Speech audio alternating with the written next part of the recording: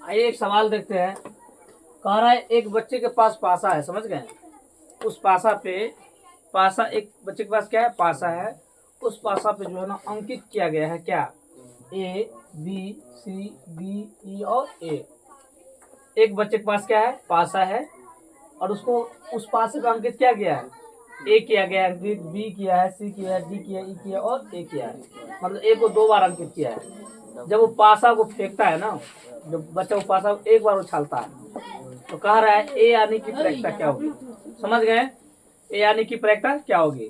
जब वो पासा को एक बार उछाला जाता है तो उसमें घटना जो होती है, जो भी घटना हो, तो कह रहा है सवाल नहीं क्या आएगा, ए यानी की प्रायिकता।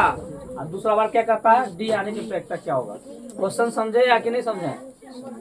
पासा को जब उछाला जाता है ना, तो उससे जो घटना प्राप्त होती है, तो उसमें से क्या करता है, पहली बार एक बार उछालता है तो कोई कहता है कि नहीं ए आएगा, दूसरा बच्चा क्या कहता है, नहीं नहीं ए नहीं आएगा, क्या आएगा, डी आएगा। क्या आएगा, डी।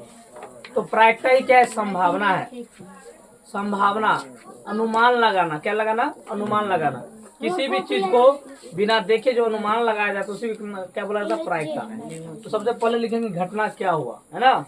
लिखेंगे चूंकि पासा को एक बार फेंकने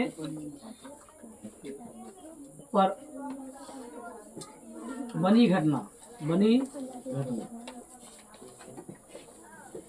ए है, बी है, सी है, डी है, ई है, क्या है जी, ए है, ये है ना। तो कुल घटना कितना होगा, कुल घटना कैसे होगा जी, 6।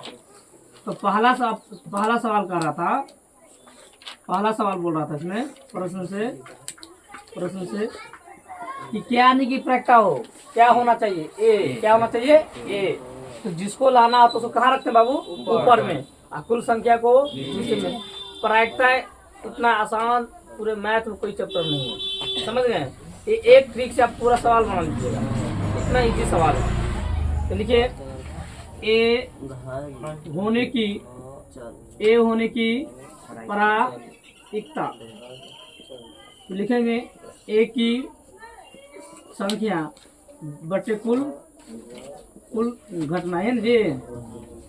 ए की संख्या कई बार आया है जी, एक बार और एक बार, कितना बार, 2 बार आया ना। तो 2, कुल घटना कितना है, 6।